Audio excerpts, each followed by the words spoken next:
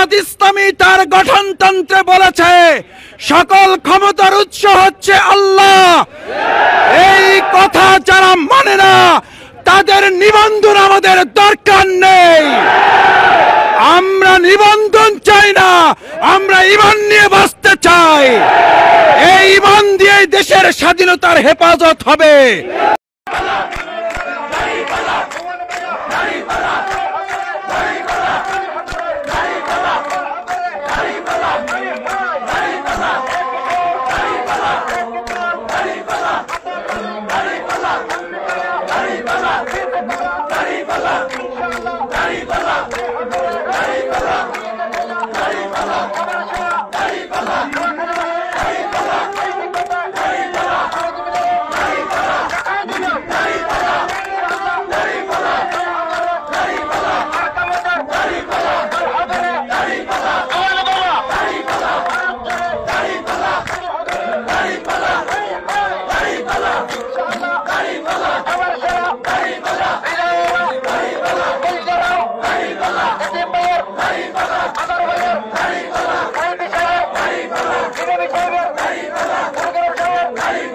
জামাত ইসলামী তার গঠনতন্ত্রে বলেছে সকল ক্ষমতার উৎস হচ্ছে আল্লাহ।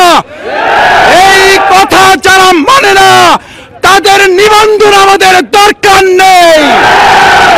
আমরা নিবন্ধন চাই না, আমরা ঈমান নিয়ে বাঁচতে চাই।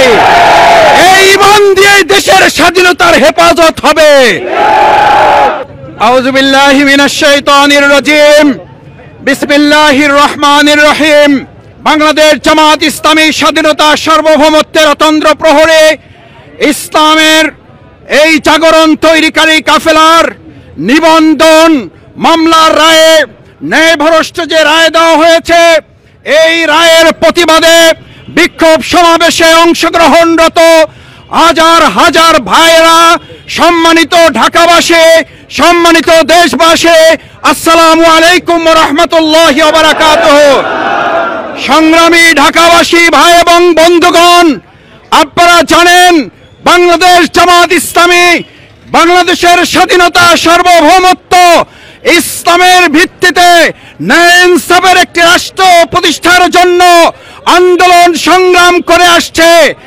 সেই বাংলাদেশ জামাত ইসলামের নিবন্ধন তফসিল ঘোষণার পরে অত্যন্ত ষড়যন্ত্রমূলক ভাবে এই মামলায় ন্যায়ভ্রষ্ট যে রায় দেওয়া হয়েছে, বাংলাদেশের জনগণ এই রায় প্রত্যাখ্যান করেছে। জনগণ তাদের জীবন বাজি রেখে এই রায়কে প্রত্যাখ্যান করে আগামী দিনে এই জনগণের আন্দোলনের মধ্য দিয়ে পুনরায় এই রায়কে ফিরিয়ে নিয়ে আসা হবে। বাংলাদেশ জামাত ইসলামীর অপরাধ কি? আজ ঢাকাবাসীর বিবেকের কাছে, দেশবাসীর বিবেকের কাছে জানতে চাই। জামাত ইসলামী তার গঠনতন্ত্রে বলেছে সকল ক্ষমতার উৎস হচ্ছে আল্লাহ। এই কথা যারা মানে না তাদের নিবন্ধন আমাদের দরকার নেই। আমরা নিবন্ধন চাই না, আমরা ঈমান নিয়ে বাঁচতে চাই। এই ঈমান দিয়ে দেশের স্বাধীনতার হেফাজত হবে। আজকে বাংলাদেশ জামাত ইসলামী বলেছিল সকল সার্বভৌমত্বের মালিক হচ্ছে আল্লাহ, আর এই অবৈধ ফ্যাসিস্ট সরকার ঘোষণা দিয়েছে সকল সার্বভৌমত্বের ক্ষমতার মালিক হচ্ছে সরকার। আজকে এই ক্ষমতার কারণে জনগণের ভোট তারা ছিনিয়ে নিচ্ছে। এই অবৈধ রায়ের কারণে জনগণের ভাতের অধিকার তারা ফিরিয়ে নিচ্ছে।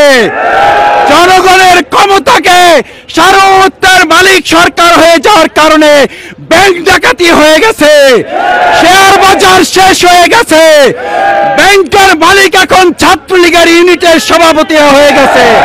আমাদের ইডেন কলেজের ছাত্রীবন্ধের ইজ্জত আজকে নষ্ট করছে আওয়ামী লীগ ফ্যাসিস্ট।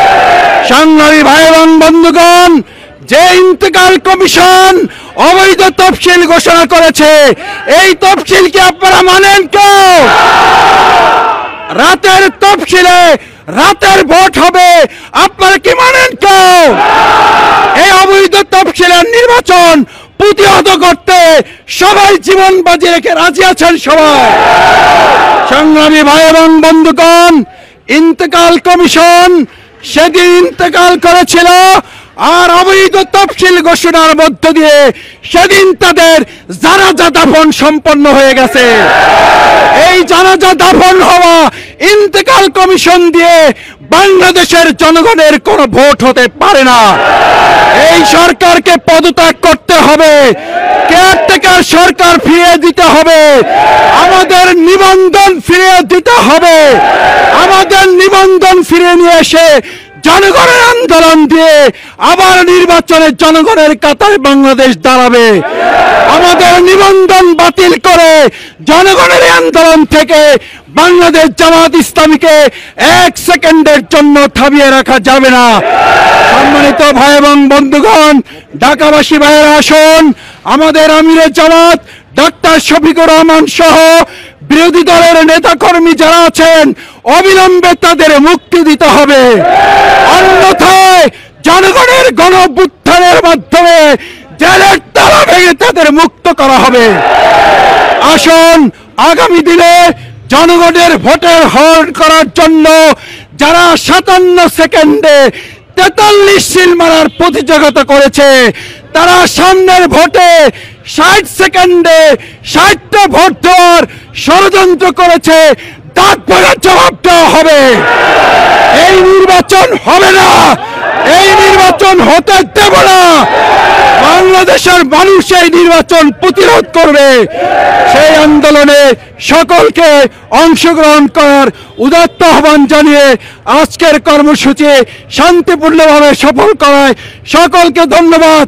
প্রশাসনের ভাইয়েরা যারা আছেন অনুরোধ করে জনগণের মুখোমুখি হবেন না, জনগণের মুখে গুলি চালাবেন না।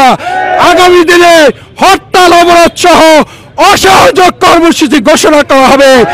সেই কর্মসূচিতে জনতা প্রশাসন ভাই ভাই হয়ে এই জালিমের বিরুদ্ধে আমরা আন্দোলন গড়ে তুলব।